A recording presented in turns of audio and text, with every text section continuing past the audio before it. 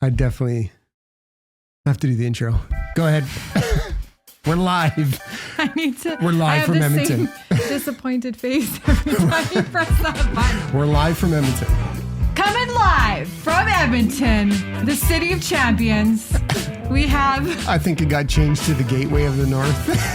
Did it? We need to win a championship for Edmonton. Maybe like you could be like a real estate. You could win a championship.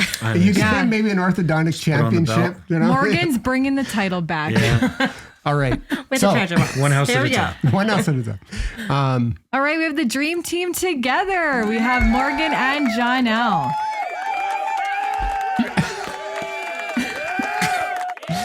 We have a really lively crowd today. They're excited. Yeah. Excited. All right. Go ahead. Going for it?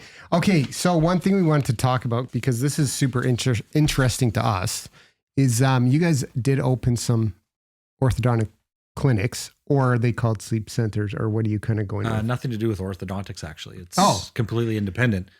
Well, we know our friends really well. We really. But you got the second part right. They are sleep clinics. Yeah. So one big question that we have is that I wholesale in the US with my clothing company.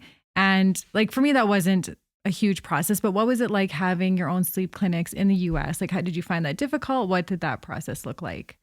Well, it started off in 2000, just before COVID. Right? No, 2019. 2019. Yeah. Yeah, 2019, just before COVID. We had some extra cash and we were just like, you know what?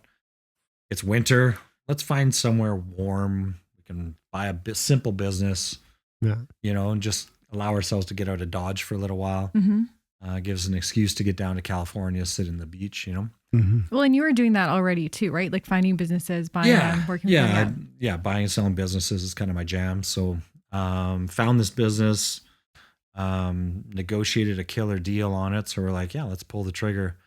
And we pulled the trigger, and then all heck broke loose with COVID. So it was like the timing was impeccable, right?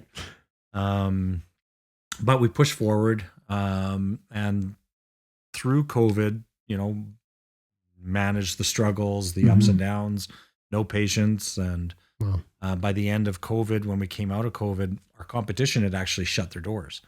So our lab became, we went from, maybe 10 grand a month. We went to 15, then 18, then 22, then we peaked out at 54,000 a month in September. Awesome. That's amazing. Of 21. 21.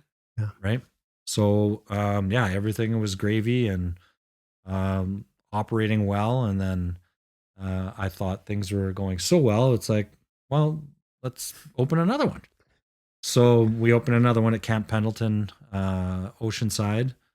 And then a third one came up at UCSD in San Diego and Hillcrest. So now we've got those three operational, up and running. And they're the same type of clinic.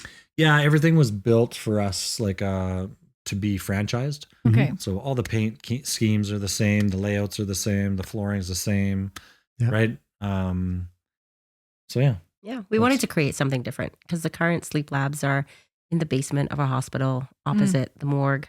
So it's not nice. like Literally. It's very welcoming. right? But there's no windows down there and it's quiet. Yeah, Right? please sleep here. So good, The dead. Yeah. So we Nothing weird about that. we did a boutique hotel style feel, like gel mattresses, gel pillows, water bottles for everybody that comes in, soft blue paint. Yeah.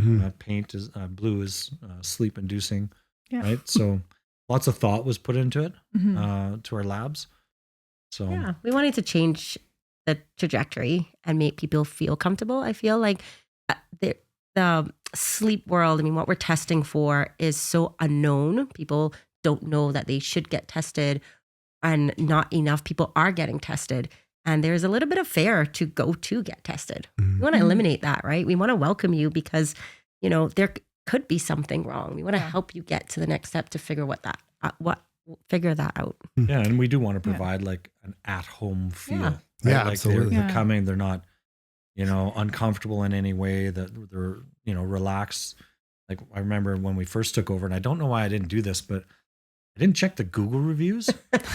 on the company I was buying. That's good advice. Yeah. Right? The Take a number look at that. one, Minus like 5 check stars. the Google reviews, yeah. right? And this guy was a tyrant. He ruined the name of the business.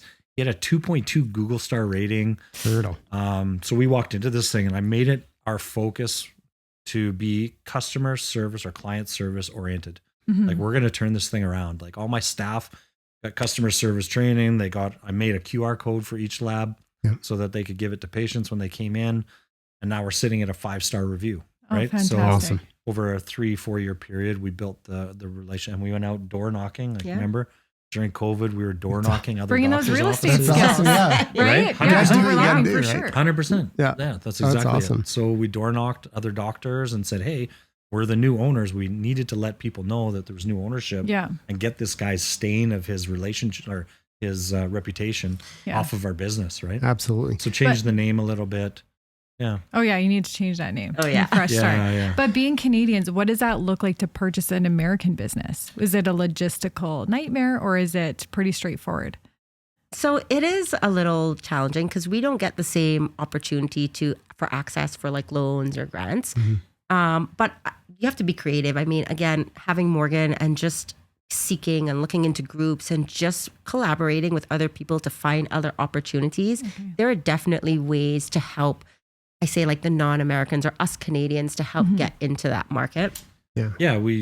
I mean, for us, like we didn't even have a visa or anything. Like we were going after the E2 visa, which is the investor visa.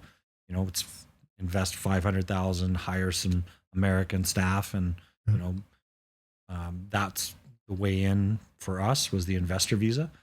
But originally we just opened up an Alberta corporation and assigned a C corp, again with the help of lawyers. Obviously, we didn't do this on our own, but a C corp in California became the Alberta Corporation. Okay. So we basically used an Alberta corp, a holding corp, to buy the C corp. Wow, Okay. that's awesome. That's good advice. So what was that process? Did it take like a month, 2 months, 6 months? What did it? The visa is a kinda get long that. process, Yeah. but because I guess maybe we're a bit different because it was during COVID, but you know, it's probably a good year. You got to go interview in Toronto or Winnipeg or somewhere, and with the customs, and literally we had a Bible full of like Your life. paperwork to turn in, like know everything what that's about like. you, Yeah. right? Like, Yeah. like they get into everything. Our So lawyer was they wanna freaking us know out. They're everything. like, you better know what you're I talking know. about. yeah, The Zoom exactly, meetings. right? Like, it's pretty intense. I'm like, I think I do, but now Yeah. I'm questioning everything. It's What's the- my name again? Yeah. Like you're What am stressed I out. doing? Yeah. Yeah. And I think it's probably why all the illegals come in, because it's just so difficult It's too to hard. get in like, Yeah. legally, The right way. right? Well, I Crazy. remember being like in my interview and I was like next up and the person next to me is getting grilled by the customs agent. Yeah. And I'm seriously like, but I'm telling the truth. And like, I'm going to have all the right answers. And I'm Yeah. already like getting flustered and I'm not even like Yeah. up to bat yet. Yeah. So, Yeah, I mean, it's it's an- a good thing. They can tell, I Yeah. think, if you're Yeah. telling It's an the truth. Like intimidating they're process. trained. Yeah. Yeah. So that person, they were not, they Yeah. were doing something were- sketchy and they were getting Yeah. grilled. So Yeah. all the That's power awesome. to you. No, but it was, I mean, I'd obviously we'd do it again. Mhm. Yeah.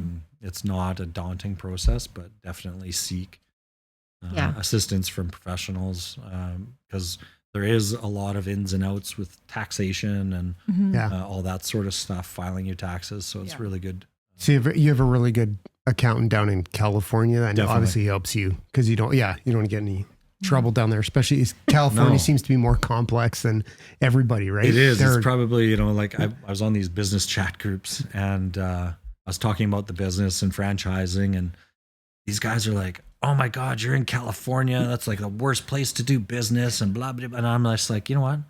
If I can make it in California, I can make it anywhere. exactly. Like, you know, Yeah, that was start the with job. that. Like, for me, it was like a little bit of a poke, and I'm like, I'm gonna do this. Like, Yeah. if we could do it in California, like Texas, Florida, Carolinas, Let's it's gonna go. be a breeze. See, they're go, bringing the right? champion back. Yeah, they're bringing it the back. champion. Yeah. City Right, champions. it will be back home for Yeah. sure. Yeah. No, So that's Derek amazing. and I, we do work together, but we also have our separate businesses that we do. I mean, for the most part, it's pretty smooth, but not all the time. You also work together, or like what Yeah. capacity do you work together? And is it just roses and daisies every day? Every day. every day. Or do you find yourself always talking about business and you like Tongue need in to like, cheek. you know, Yeah. stop talking about business, or do you not care? Do you guys good to go? Talk about He business won't all day? stop. We talk about business all the But time. you're good with it most of the time. But because I'm pretty obsessed right now. Yeah. Yeah. I would say that we're obsessed. Because it's almost have to such different Yeah. facets, right? He's got real estate, I've got orthodontics, and then we have the sleep clinics. And so, I come home and it's like we're catching up, but we're talking about the sleep lab, which is something totally different to the rest of our day to day, right? Yeah. Is it all roses? No, not always.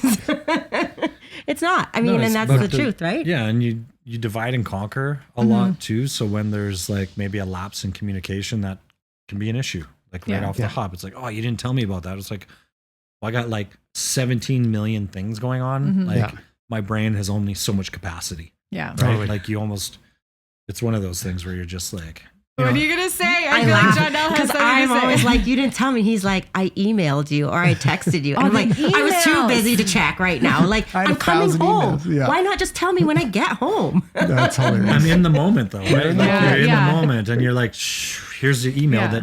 but she never reads my emails. And then, I'm busy. Customer Do you service. send too many emails? Is that why? Because not at all. I'll get emails from Derek and I'm like, Derek, don't email me. Text I know me you don't or open call your me. emails. I'm yeah, like, no, I actually don't. I have access to her emails, so I actually read her emails Not- for her because I'm like, there's some really important emails in here. No, Yeah. not anymore. I'm Okay, better sorry, now. you're back. I'm better now. There was a point. There was just so much going on that There's so many emails. I'm like, what is on fire right now? Like, I got to deal with that, and the other things. It might even be an 8, but it's still at the bottom of the list. But that's a question for me because I'm thinking, how do you guys, like with all your businesses, do you have like a phone on your app where you kind of are managing your cash flow or accounting or anything? Or do you just kind of have everything separate, all the different businesses? Or is there like an easy way to keep track of everything? There's no Between easy all way. ways. Yeah, I mean, there is, Yeah. but I'm so in the Stone Ages still. Like I'm still figuring out Yeah. AI, for example, Yeah. and other sorts of things, right? Like, so for me, I'm sure there is a simpler way. I haven't had time to actually Figure it out. right? For sure. Everything's like X has a bank account, this has a bank account, Mm-hmm. this has a business number, that has, like, you know what? Yeah. The This money's is still where coming in. We're good. Having good people and hiring, Yeah. like the accountant in California, for example, like Yeah. he's also the bookkeeper, right? So Yeah. keeps everything in line. They're on QuickBooks. They've, Awesome. they update us. This is what we need. It's kind of Mhm. need that. Yeah.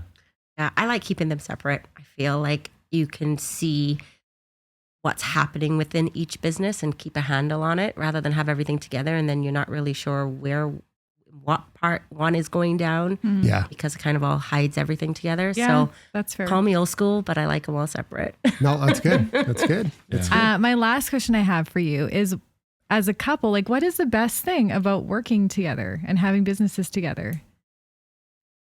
I would say like just growing, like it